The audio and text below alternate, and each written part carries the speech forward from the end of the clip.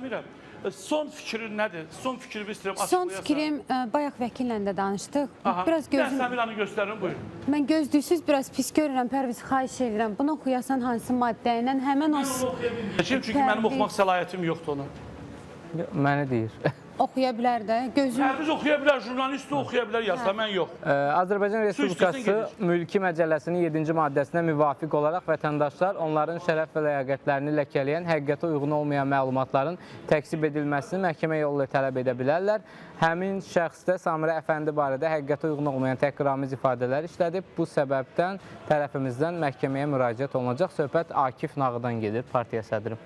Buyurun. Bax belə, Samirə məhkəməyə müraciət edəcək və sonda xalqımıza nə demək istəyirsən, Samirə?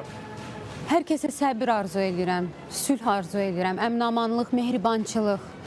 Sonunda zaten sülh olacaq, sonunda gəl-ged olacaq, mehribançılıq olacaq. Amma mən loru dildə desəm, cəbhənin ön sıralarında getdiyimə görə məni tənqid elədilər. Tənqidlərinizə də mən susuram, susaraq qəbul edirəm. Amma mən təhqirlərə susmayacağam və mənə mesaj, hətta Gmail-ma belə məni təhqir eləyən, söyən insanları mən qanuni şəkildə onlarla, qanunla Bax belə, Zamir, nəsə ifa elə oradan,